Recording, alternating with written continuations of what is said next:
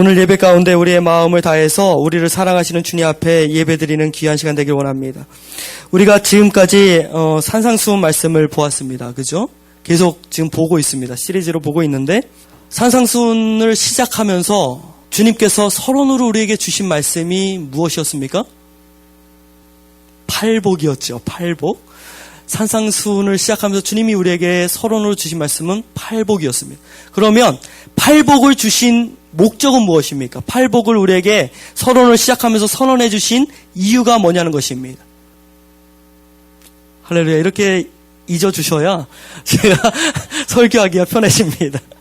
하나님께서 산상수훈을 우리 설교하시면서 팔복의 말씀을 먼저 선언하신 이유는 우리가 이 땅 가운데 죄된 모습으로 세상에 종된 모습으로 살아가는 사람들이었습니다. 그런데 하나님께서 우리를 사랑하여 주셔서 독생자 예수 그리스도, 독생자 아들을 이 땅 가운데 보내주시고 십자가에 죽이심으로 우리를 어떻게 하셨습니까? 자녀 삼아 주셨습니다. 그러면 우리는 하나님의 자녀가 되었습니다. 우리는 더 이상 세상의 노예가 아니라 하나님의 자녀의 신분이라는 것입니다. 그런데도 불구하고 여전히 우리는 어떻게 살아왔느냐? 세상의 노예처럼 살아왔다는 것입니다. 세상의 법을 쫓아서 세상이 요구하는 대로 그렇게 휩쓸려서 살아왔다는 것입니다. 그 모습을 바라보면서 주님께서 우리에게 하나님의 자녀, 그러니까 천국 백성의 지침서로서 우리에게 주신 것이 팔복이었다는 것입니다. 팔복은 하나님의 성품을 우리에게 보여주신 거예요. 하나님의 성품, 그러니까 하나님의 DNA라는 것입니다. 그러면 우리는 예수 그리스도가 우리의 머리 되었고 우리는 주님의 몸 된 교회가 되었기 때문에 머리 대신 주님의 DNA, 하나님의 DNA가 우리에게도 동일하게 있어야 된다는 것입니다. 그러니까 팔복의 말씀, 하나님의 DNA를 선언해 주신 이 팔복이 곧 우리 안에 있어야 된다라는 것입니다. 믿으십니까? 이 팔복을 선언해 주신 다음에 하나님께서 우리에게, 주님이 우리에게 딱 명령을 하십니다. 무엇을 명령하셨습니까? 기억나세요? 너희는 죄악으로 어두워진 이 세상 가운데 들어가서 세상에 뭐가 되라고요? 빛과 소금이 되라. 우리에게 그것을 명령해 주셨습니다. 그런데 우리가 세상의 빛과 소금이 되기 위해서는 우리에게 주님이 팔복에서 선언해 주신 주님의 DNA가 있어야 되는 거예요. 그 DNA가 뭐냐? 그리스도인에게 나타나야 할 주님의 의라는 것입니다. 아멘? 여기 계신 분들은 세상 가운데 들어가서 정말 세상에 선한 영향력을 미치는, 발휘하는 그런 주님의 생명력 있는 그리스도인들이 다 되시길 주님의 이름으로 축원합니다. 이어서 주님은 그렇게 우리가 세상의 빛과 소금이 되기 위해서 우리 안에 그리스도인의 의가 나타나야 되는데 그것을 위해서 우리에게 무엇을 얘기해 주십니까? 주님과 율법의 관계를 얘기해 주시면서 주님은 율법을 폐하러 온 것이 아니라 뭐 하러 오셨다고 말씀하십니까? 완성하러 오셨다라고 우리에게 말씀해 주십니다. 그러니까 주님이 여기서 얘기해 주신 것이 뭐냐? 바리새인들처럼 겉으로 보여지는 행위적인 의가 아니라 무엇이 있어야 된다는 것입니까? 우리 마음 깊은 곳에서부터 우러나와서, 그러니까 하나님, 주님을 사랑하는 마음에서 비롯되어서 우리 마음 가운데 깊은 내면에서 우러나오는 하나님을 사랑하는 마음으로 행하는 것, 곧 내면의 의, 생명력 있는 의, 바로 그것을 우리에게 얘기해주고 있었습니다. 이후로 이어지는 주님의 모든 가르침들은 겉으로 보여지는 의가 아니라 속에 감추어진 의를 가지고 그곳에 주님이 뿌리를 두고 계속해서 설명해 주십니다. 그 첫 번째 의가 우리가 지난주까지 살펴봤던 사회 속에서 우리가 사회에서 생활을 하면서 사람들과 윤리적인 그런 관계 속에서 나타나는 의를 얘기해 주셨습니다. 그렇죠? 간음에 대한 문제, 맹세에 대한 문제, 사랑에 대한 문제, 이런 것들을 얘기하면서 우리에게 윤리적인 의, 우리에게서 나타나야 할 윤리적인 의를 얘기해 주셨습니다. 이제 오늘부터는 그리스도인에게 사회생활에서 나타나야 할 윤리적인 의를 넘어서 이제는 우리의 신앙생활 속에서 나타나야 할 종교적인 의를 얘기해 주고 있습니다. 그것이 6장 1절부터 18절까지 말씀이에요. 6장 1절부터 18절까지 말씀은 성도들의 신앙생활 중에서 가장 빠지기 쉬운 문제에 대해서 얘기해주고 있습니다. 성도들이 가장 빠지기 쉬운 함정이 뭘까요? 성도들, 그리스도인이 되어서 무엇인가를 하면서 가장 빠지기 쉬운 함정. 뭘까요? 위선이라는 것입니다. 위선. 위선은 다른 말로 뭐라고 얘기합니까? 외식주의라고 얘기를 합니다. 성경에 가장 위선적이고 가장 외식적인 사람. 그래서 예수님이 가장 질타를 했던 사람들이 누구예요? 바리새인들과 서기관들이라는 것입니다.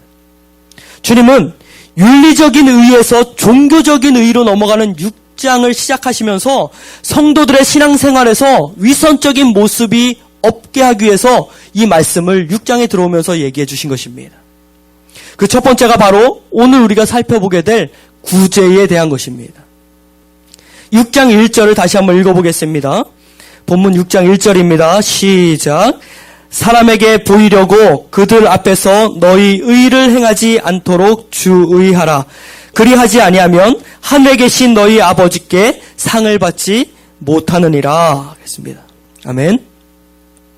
지금 여기 우리가 읽은 이 말씀에서 가장 중요한 단어에 동그라미 치라고 한다면 어느 단어에 동그라미 치겠습니까? 6장 1절에서 가장 중요한 단어. 동그라미 치라려면, 밑줄 쫙 그라려면 어떤 거에 긋겠습니까? 한번 얘기해 보세요. 어떤 거에 긋겠습니까? 사람에게 보이려고 그들 앞에서 너희 의를 행하지 않도록 주의하라. 그리하지 아니하면 하늘에 계신 너희 아버지께 상을 받지 못하느니라. 이 말에서 가장 중요한 단어에 딱 밑줄 그라려면 어느 단어를 뽑겠습니까? 보이려고. 또 6장 1절에서요. 또 어떤 단어에 밑줄을 그을 수 있겠습니까? 제가 얘기하겠습니다. 가장 중요한 것은 제가 밑줄 쫙 저에게 그라려면 주의하라 라는 말에 긋겠습니다. 주의하라. 뭘 주의하라는 것입니까? 무엇을 주의하라는 거예요? 사람에게 보이려고 그들 앞에서 의의를 행하는 것. 그것을 주의하라는 거예요. 여기서 보이려고 라고 번역된 헬라어 원어를 보면 대안의 나이라는 말입니다. 대안의 나이. 이 대안의 나이라는 말은 어떤 목적을 가지고 무엇인가를 의도적으로 행할 때 그것을 나타내는 말이, 그때 사용하는 말이 대안의 나이라는 말이에요. 지금 우리가 6장 1절을 읽었잖아요. 그런데 6장 1절은 2절부터 18절까지 기록된 구제, 기도, 금식 이런 것들을 주님이 말씀하시기 위해서 미리 꺼낸 말씀이라는 거예요. 6장 1절은. 그러니까 1절에서 주님이 말씀하시려는 것이 무엇입니까? 지금 이 이후에 2절부터 18절까지 나오는 구제나 기도나 금식 이런 것들을, 종교적인 행위들을 하지 말라는 거예요? 하지 말라는 게 아니죠. 뭘 주의하라는 거예요? 무엇을 하지 말라는 거예요? 그렇죠.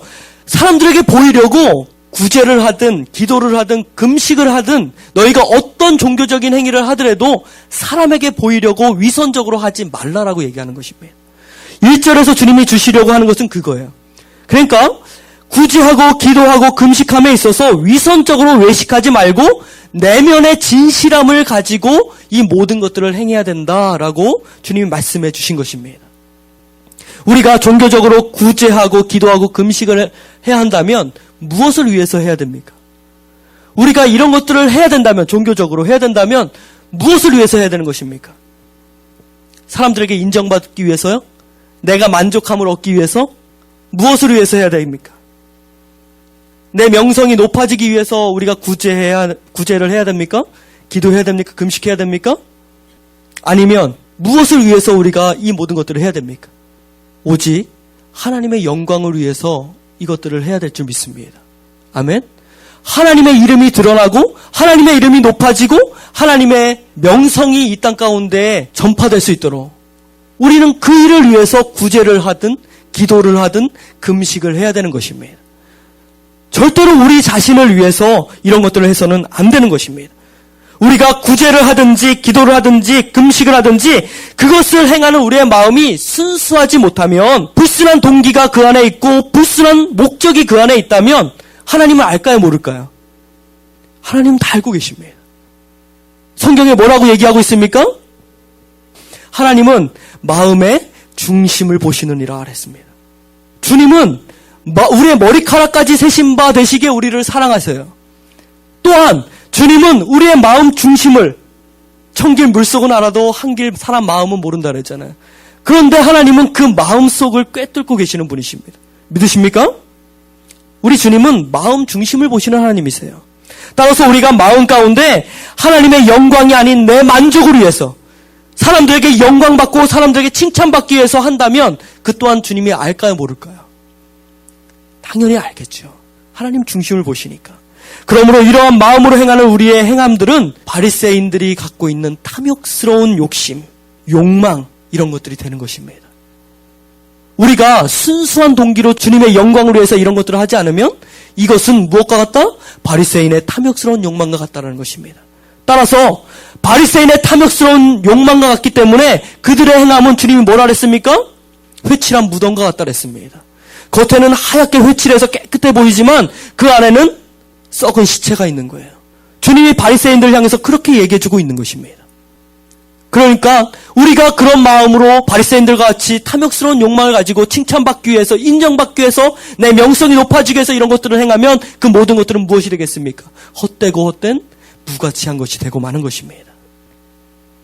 우리는 마음 중심을 살피시는 주님 앞에서 순수한 마음으로 구제를 하고 기도를 하고 금식을 해야 되는 우리의 삶이 되어야 될 것입니다.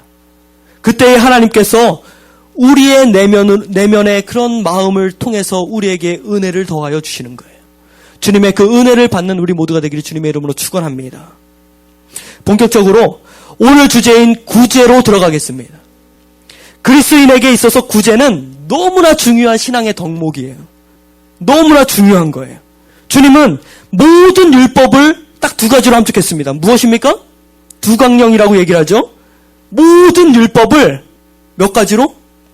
핵심적인 율법 248가지, 그리고 매일같이 그거보단 덜 중요한 율법 매일같이 지키라고 365가지를 우리에게 구분해 놨어요. 율법을 주신 거예요. 그 율법들을 딱 두 가지로 주님이 함축시켰습니다. 뭘까요? 첫 번째, 할렐루야, loving God. 두 번째 뭘까요? 할렐루야, 내 이웃을 내 몸과 같이 사랑, loving people입니다. 두강령, loving God, loving people인 것입니다. 그러면 구제는 어디에 포함된다는 것입니까? loving people. 우리는 하나님을 사랑해야 돼요. 하나님을 사랑해야 돼요. 그래서 하나님이 우리를 사랑하신 그 사랑 앞에 우리가 깊이 잠겨야 돼요. 그래서 그 사랑 앞에 잠기면 우리는 무엇을 하게 되는 것입니까? 하나님이 사랑한 우리 이웃들을 보게 되는 거예요. 그리고 그들에게 나가서 하는 행위, 그들에게 하나님의 사랑을 표현하는 그 표현 방식, 형식, 그것이 무엇입니까? 바로 구제라는 것입니다. 그러니까 구제는 그리스도인에게 있어서 너무나 중요한 거예요. 그리스도인들이 마땅히 해야 될 것이라는 것입니다. 사도행전 6장에 보면 초대교회 때 집사를 세웁니다. 집사를 세웁니다. 어떤 사람을 집사로 세웠습니까? 성령이 충만한 사람, 그리고 지혜가 충만한 사람, 이런 사람을 뽑아서 집사를 세웠습니다. 몇 명 세웠죠? 사도행전 6장에 1번 5명, 2번 6명, 3번 8명, 4번 7명. 할렐루야. 7명을 세웠습니다. 7명을. 그 중에서 한 분이 스데반 집사님이에요.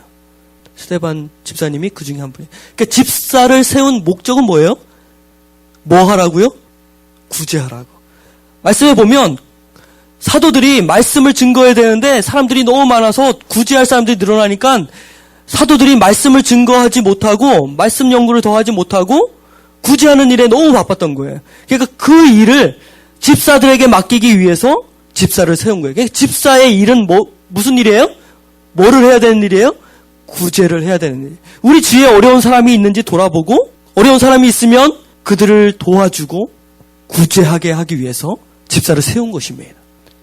그냥 교회 나온 지 연수가 됐으니까 뭐라고 부르기가 좀 그러니까 집사님 이렇게 세워서 불러주는 것이 아니라 집사를 세우는 궁극적인 이유는 구제 일을 하게 하기 위해서 그리스도인이 마땅히 해야 될 것이기 때문에 그 일을 시키신 것입니다.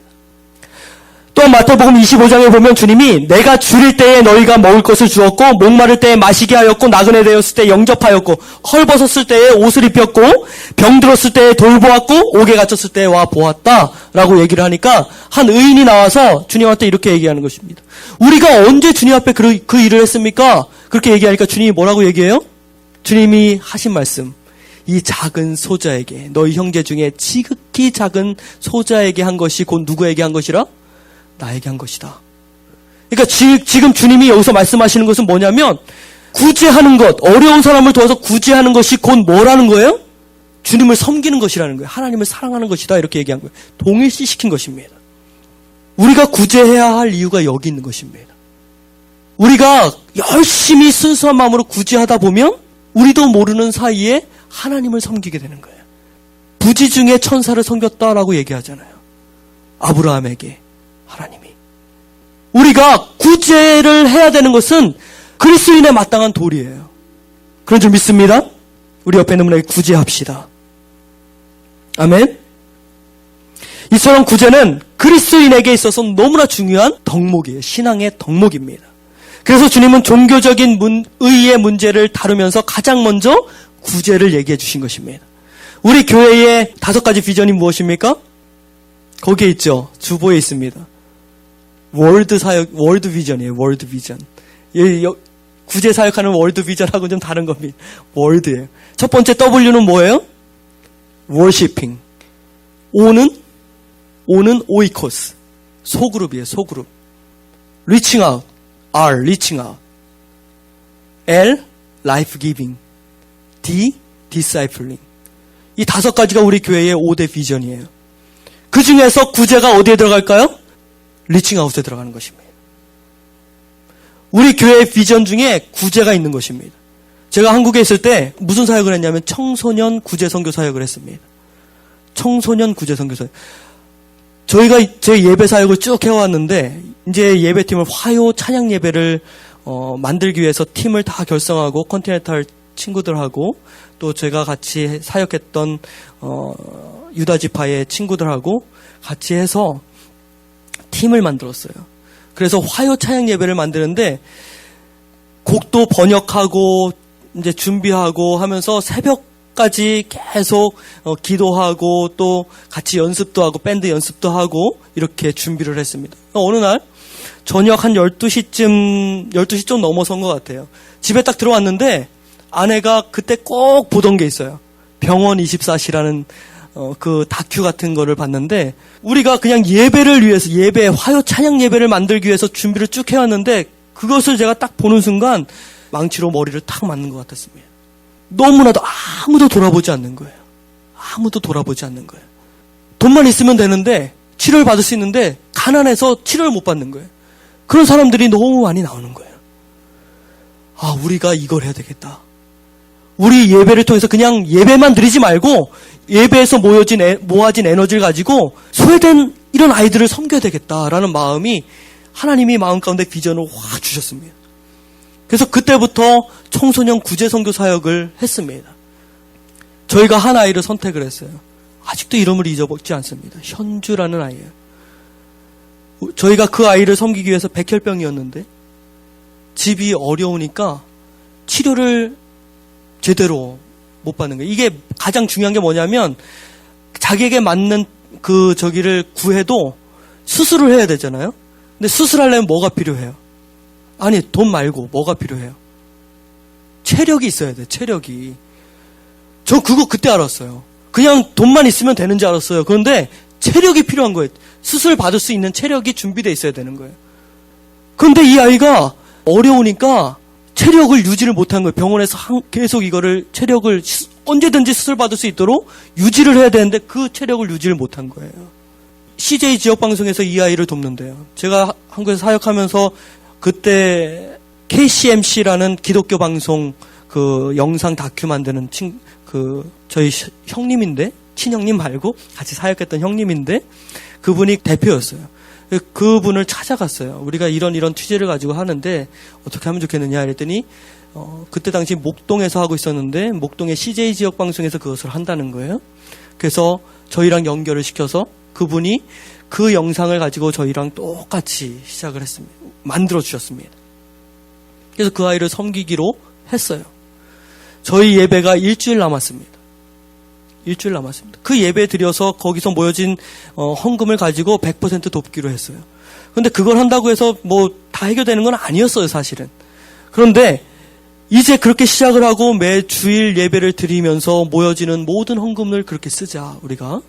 그렇게 생각을 하고 그렇게 교회의 목사님께 말씀을 드리고 시작을 했습니다. 근데 일주일 남겨놓고 이 아이가 결국엔 세상을 떴어요. 너무나 우리 팀들이 너무나 마음이 좌절되고 실망이 되고 너무 아팠어요. 왜냐하면 이 아이를 구제하고 싶었어요. 살려주기를 원했어요. 이 아이가 치료받을 수 있도록 조금이나마 보탬이 되고 싶었어요. 그런데 우리가 이것을 위해서 기도하고 준비하는 중에 이 아이가 세상을 떠난 거예요. 만에 하나 이 아이가 집안에 돈이 많아서 병원에서 계속해서 체력을 관리하고 있었다면 그 피를 찾았을 때에 바로 수술 들어갈 수 있었겠죠. 너무 마음이 아팠습니다. 그 이후로 지금까지 제 마음 가운데 있는 비전 중에 하나는 꼭 그런 아이뿐만이 아니더라도 너무나 많은 사회에서 소외된 아이들이 많겠다. 도움의 손길이 필요한 아이들이 많겠다라는 생각을 했습니다. 솔직히 앞으로 20년 후에 여기 계신 분들 중에는 뭐 한참 또 교회에서 열심히 봉사하실, 요즘 뭐 70대도 교회 가면은 막내라고 그러더라고요.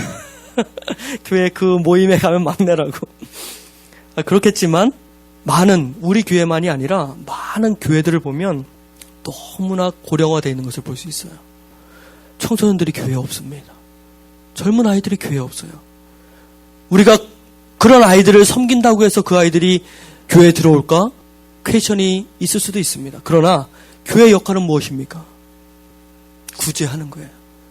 그 중에서 우리는 청소년 아이들을 돕기를 원하는 거예요. 우리 교회 비전이 그거에 있습니다. 구제, 청소년 구제 선교사예요. 굳이 청소년이 아니더라도 교회에 구제가 필요한 사람들을 돕는 것, 그것이 우리 교회 비전입니다. 그런데 구제하다 보면 사람들의 마음 가운데 세 가지의 마음이 생기게 됩니다. 첫 번째는 무슨 마음일까요? 어떤 마음의 사람들이 있을까요?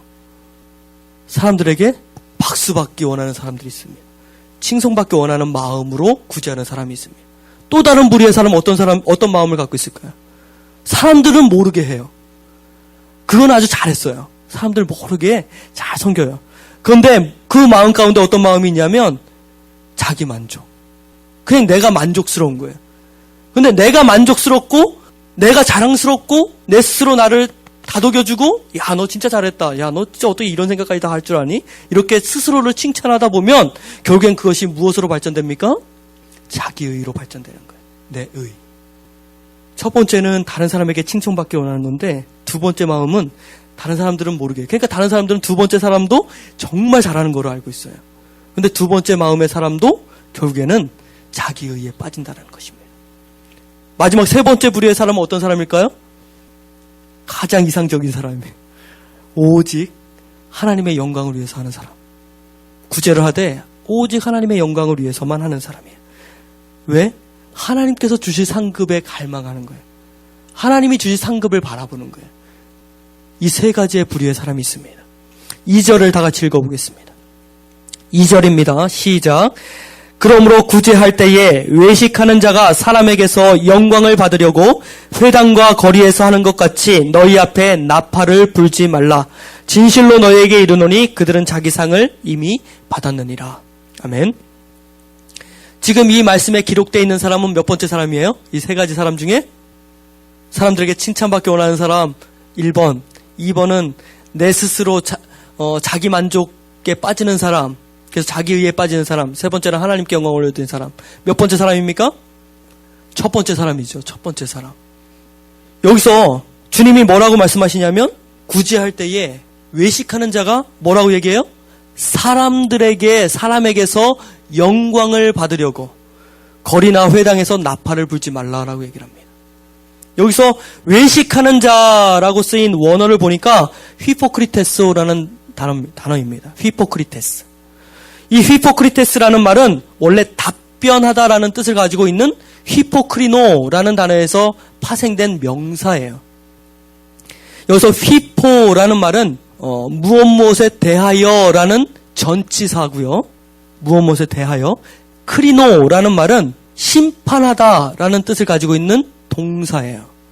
그래서 이 두 단어가 합쳐져서 무엇무엇에 대하여, 어떤 문제에 대하여 최종적인 판단을 내리고 심판을 하고 그 문제에 대해서 설명하는 하다라는 뜻을 갖고 있는 단어가 휘포크리노라는 단어입니다.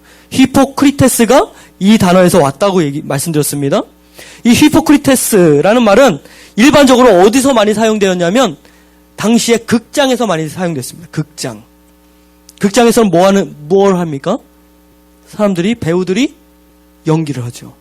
그죠? 이 단어가 무대 위에서 답변하다, 무대 위에서 대화하다, 무대 위에서 어떤 역을 맡아서 그 역을 연기하다라는 뜻으로 사용되던 단어입니다. 이해가 되십니까? 그러니까 휘포크리테스라는 말은 자기 본연의 모습으로 무엇인가를 하는 것이 아니라 무대 위에서 자기 모습이 아닌 다른 거짓의 모습을 입고 연기를 하는 것, 그것을 표현할 때 사용하던 단어가 휘포크리테스라는 단어입니다.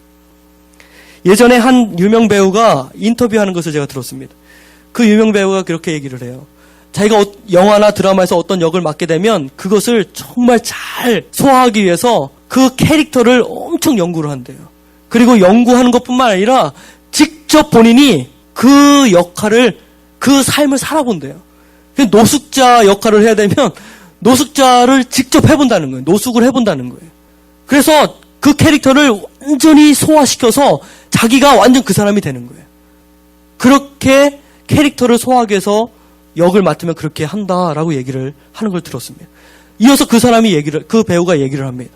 그런데 그렇게 하고 나니까 자기가 완전히 그 역에 녹아졌기 때문에 그 드라마나 영화가 끝나고 나도 그 캐릭터에서 벗어나오기가 너무 힘들대요.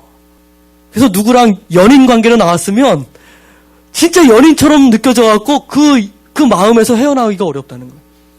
부부 관계면 진짜 부부처럼 느껴진다는 거예요. 그렇게 연기를 하는 거예요.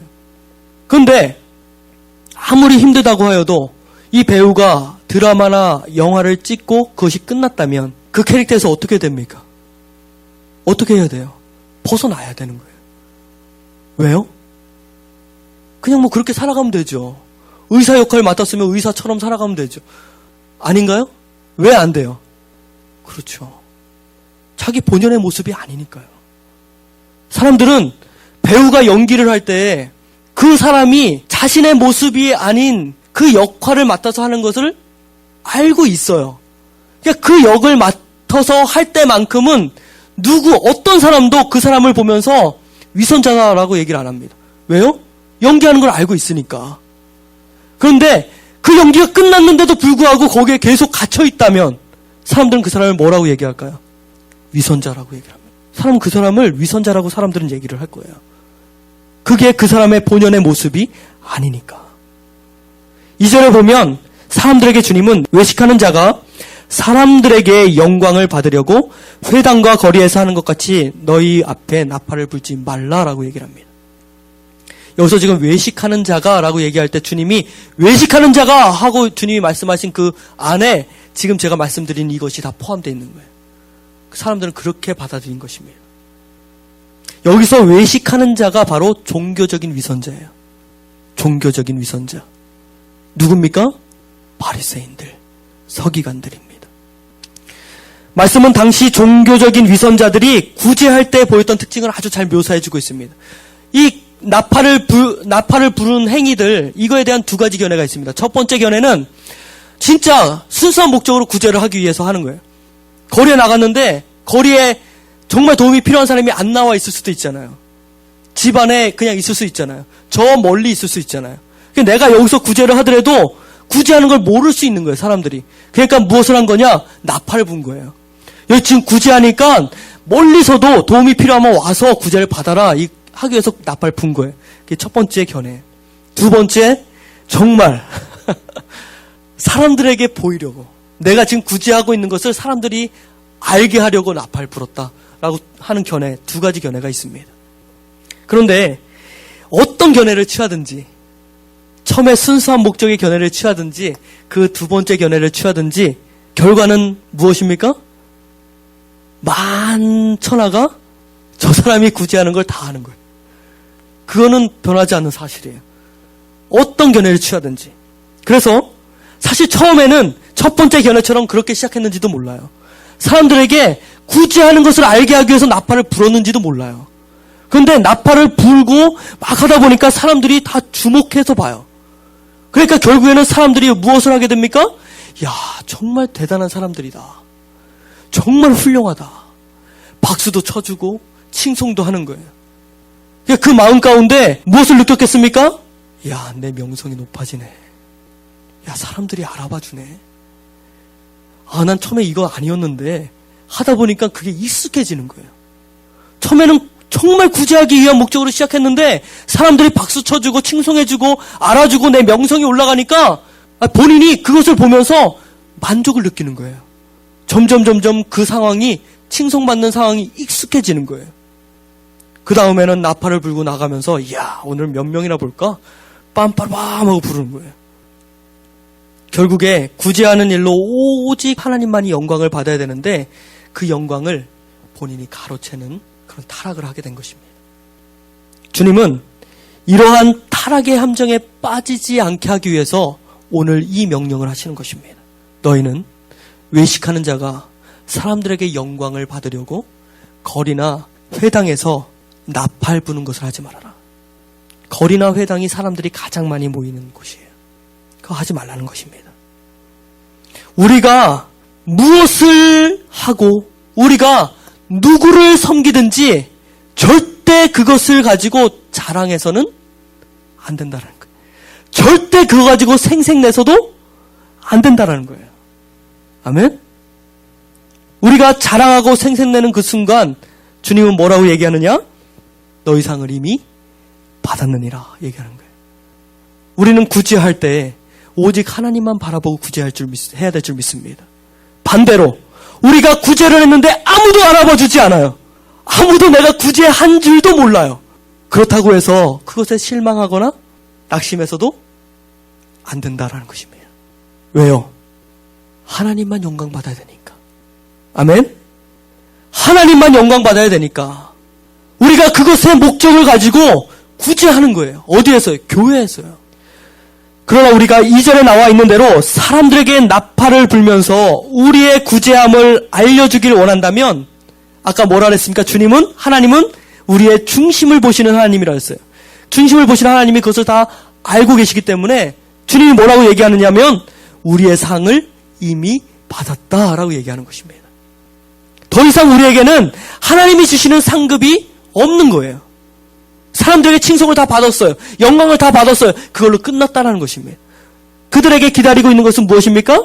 구제를 은밀하게 한 사람은 하나님 앞에 설 때에, 마지막 심판대 앞에 설 때에 하나님께서 우리에게 주시는 상급이 있어요. 그런데 사람들에게 영광을 다 받은 사람들, 하나님의 영광을 가로챈 사람들에게는 무엇이 기다리고 있습니까? 마지막 주님이 이 땅 가운데 심판주로 오실 때에 우리에게 주시는 심판만이 그들 앞에 기다리고 있는 거예요. 믿으십니까? 그래서 주님은 3절로 4절의 말씀을 해주신 것입니다. 3절 4절에 보면 너는 구제할 때에 오른손이 하는 것을 왼손이 모르게 하여 내 구제함을 은밀하게 하라. 은밀한 중에 보시는 너희 아버지께서 어떻게 하신다고요? 갚으시리라. 은밀하게 구제를 하래요. 그런데 질문 드리겠습니다. 오른손이 하는 것을 왼손이 모르게 할 수 있겠습니까? 어떻게 그게 가능하죠? 지금 나잖아요, 나. 오른손으로 책을 쓰면 왼손이 모르나요?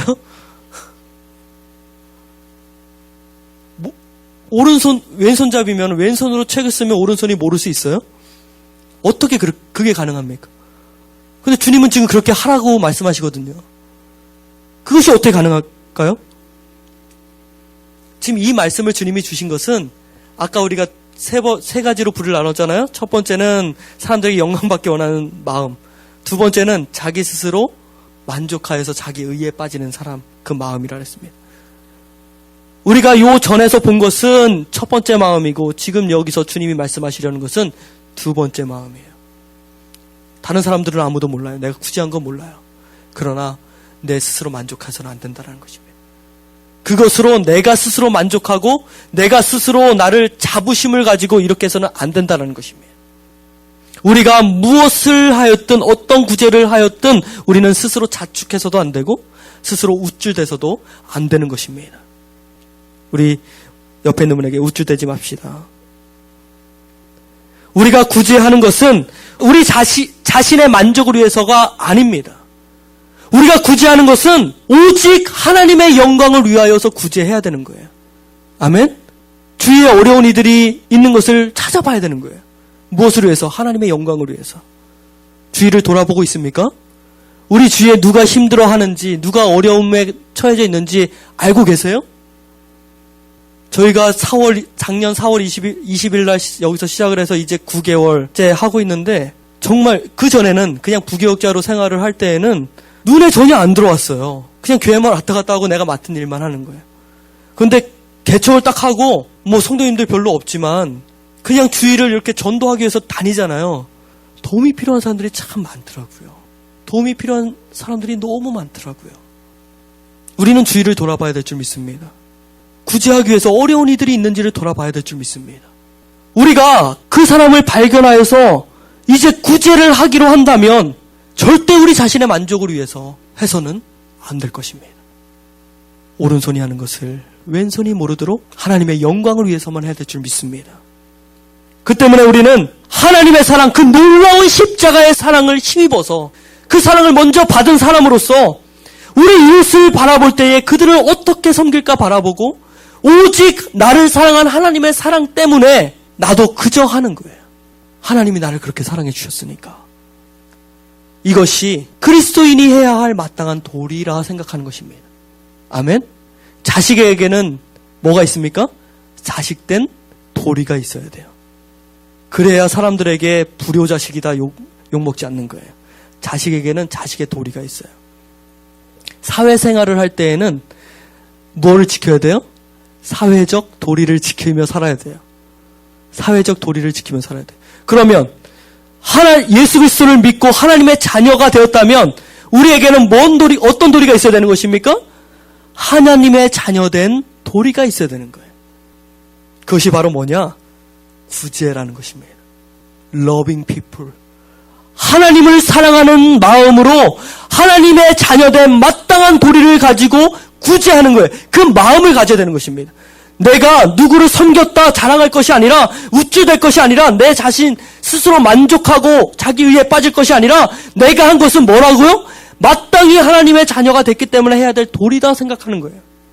그럴 때 우리의 그 도리로서 하는 마땅한 거라 생각하고 하는 이 구제를 통해서 하나님이 영광 받으시는 거예요. 그렇게 할 때만이 오른손이 하는 것을 왼손이 모르게 할 수 있는 거예요. 이해가 되십니까? 내 스스로 만족하지 않는 거예요. 나를 내 의에 빠지지 않게 하는 거예요. 그저 이것은 내가 해야 될 일이었어.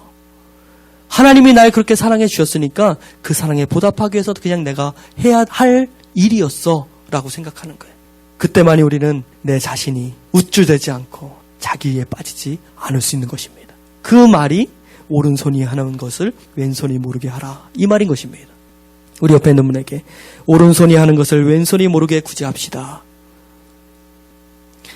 이어서 주님이 말씀하십니다. 우리가 그렇게 은밀하게 구제할 때에 주님이 4절에서 뭐라고 얘기하십니까?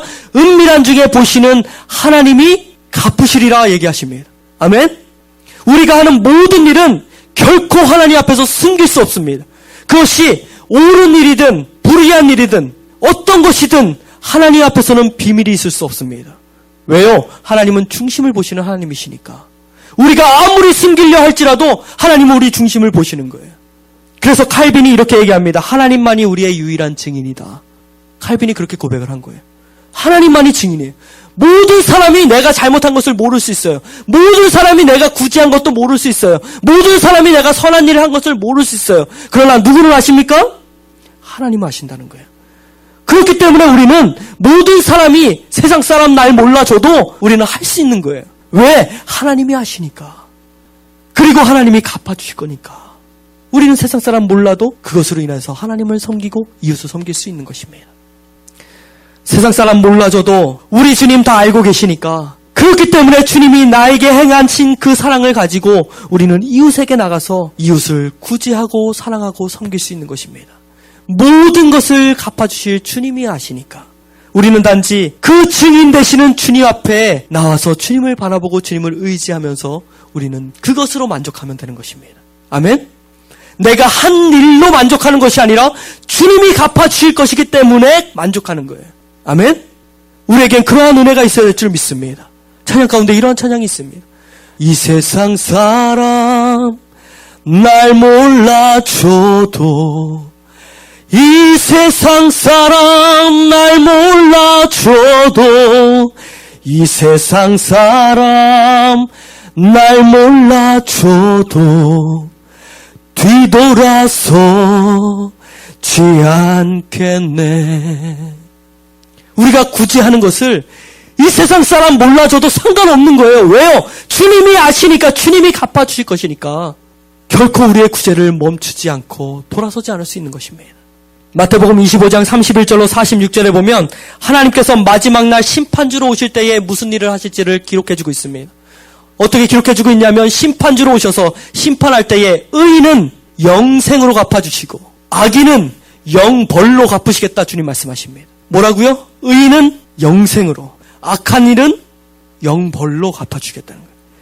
어떤 일을 행했든지 하나님은 결국 갚아주시겠다는 것입니다. 믿으십니까? 그날이 하루하루 살아갈 때마다 하루하루 어떻게 되는 거예요? 여기 보아보세요. 저희가 심판날이에요. 우리가 하루를 살았어요. 어떻게 됩니까? 가까워졌죠. 또 하루를 살았어요. 어떻게 됩니까? 가까워지는 거예요. 그런데 그 날은 언제입니까? 이 땅 가운데 주님이 다시 오실 그 날이에요. 근데 우리가 잘 보세요. 주님이 오실 그날은 저기에 있어요. 그런데 예를 들어서 100일이라고 생각해 봅시다. 100일 후에 주님이 온다고 생각해 보세요. 가정입니다. 밖에 나가서 100일 후에 예수님 오신다 이렇게 말씀하시면 안 돼요. 가정입니다. 100일 후에 주님이 오신다고 생각해 보세요. 그런데 나에게 하나님이 정해준 연수는 50일 남았다고 생각해 보세요. 주님은 100일 후에 오지만 나에게 주어진 시간은 며칠이에요? 50일. 근데 성경에 뭐라고 얘기하고 있다 그랬습니까? 내일 일을 너희가 어찌 될지 모른다 라고 얘기했습니다. 그죠? 오늘 나에게 있어서 최선을 다하는 거예요. 아멘? 오늘 내가 최선을 다해야 되는 거예요. 왜? 내일 일이 내가 내일 죽을지 어떻게 될지 모르니까. 나에게는 오늘이 마지막 날이니까 주님 오실 날은 100일 남았든 언제가 됐든 모르지만 나에게는 내가 상 받을 수 있는, 하나님께 상급 받을 수 있는 그 마지막 날 다 부활해서 주님 앞에, 심판대 앞에 서게 될 그때 받게 될 상은 지금 내가 살아있는 생전에 준비해야 되는 거예요. 그날은 언제라는 거예요? 오늘이라는 것입니다. 그 일을 위해서 우리 주위를 살피는 우리 모두가 되어야 될 줄 믿습니다. 마음 가운데 혹시 이 사람이 어려워했었지, 이런 사람이 기억나십니까? 오늘 예배 끝나고 그분을 찾아가 보시기 바랍니다. 옛날에 제가 아는 목사님 한 분이 명절인데 집에서 부부랑 둘이 보내고 있었다고 합니다. 그런데 사람들이 너무 바쁘다 보니까 성미를 넣어놓지 못한 거예요. 먹을 게 없어서 명절에 둘이서 그냥 냉수 한 잔 떠놓고 식사를 하고 있는 그런 상황이었습니다. 근데 그날따라 마침 한 집사님이 교회에 왔는데 목사님이 항상 사모님하고 나와서 기도하셨을 텐데 안 나오신 거예요. 그래서 가서 보니까 목사님이 사택에서 두 분이서 너무 배가 고프셔갖고 물 한 잔 드시고 두 분이서 손잡고 누워 계시는 거예요. 그걸 보고 이 성도님이 너무 마음이 아팠다고 해요. 우리 주위에 혹시 우리의 손길이 필요한 사람이 있을 수 있으면 돌아보시길 바랍니다. 아멘? 그것이 뭐라는 거예요? 그리스도인이, 하나님의 자녀가 된 그리스도인이 하나님의 자녀로서 마땅히 해야 할 자녀의 도리라는 거예요. 주님이 말씀하십니다. 네 형제 중에 이 지극히 작은 소자 하나를 섬긴 것이 곧 나를 섬긴 것이다. 말씀을 정리하겠습니다. 6장에 들어와서 주님은 사람들에게 보이려고 하는 위선적인 종교적인 행위를 지적해 주십니다. 그렇게 하지 말라고 얘기하십니다. 올바른 그리스도인의 종교적인 의의가 무엇인지를 우리에게 가르쳐주고 있습니다. 그 첫 번째로 우리가 살펴본 것이 구제였습니다. 구제는 그리스도인이라면 반드시 그 삶 가운데 나타나야 할 중요한 신앙의 덕목이라고 말씀드렸습니다. 주님은 우리가 구제하는 그 구제로 말미암아서 부지중에 너희가 하나님을 섬길 수 있다라고 우리에게 가르쳐 주셨습니다. 그러므로 우리가 하는 구제는 사람들에게 칭송을 받기 위해서라든지 스스로 만족하기 위해서 하는 구제여서는 안 될 것입니다. 아멘? 오직 우리의 구제는 하나님께서 우리를 위하여서 놀라운 그 사랑, 위대한 사랑, 십자가의 사랑으로 우리를 사랑한 그 사랑에 힘입어서 그 주님을 사랑하고 주님이 사랑한 저 영혼도 내가 사랑하기 위해서 섬기면서 자녀된 마땅한 도리로서 그들을 돕고 섬기는 거예요. 그래서 온전히 하나님만 영광 받으시도록 우리는 그렇게 구제해야 될 줄 믿습니다. 따라서 우리가 구제를 해야 할 때는 사람들에게 박수 받기 위해서라든지 너무나도 스스로를 자랑스럽게 여기기 위해서가 아니라 온전히 하나님께 영광을 드리기 위해서 나의 마음을 다해서 오늘 나이가 가진 것들을 나누는 거예요. 초대교회가 가진 것을 서로 통용하였던 것처럼 그렇게 우리가 초대교회를 담기 원하는 마음으로 그렇게 하나님을 섬기고자 하는 마음으로 하나님을 사랑하는 마음으로 하나님이 사랑한 우리의 이웃 도움이 필요한 손길들을 찾아가야 될 줄 믿습니다. 아무도 몰라준다 하여도 그 일에 증인은 있습니까? 없습니까? 있습니다. 누구십니까? 하나님이십니다. 우리의 유일한 증인 되시는 하나님, 그 하나님을 바라보면서 우리의 마음을 다해서 섬기고 우리의 마음을 다해서 구제하면서 이 사회 가운데 선한 영향력을 발휘하는 그런 생명력 있는 그리스도인들이 다 되시기를 주님의 이름으로 간절히 축원드립니다.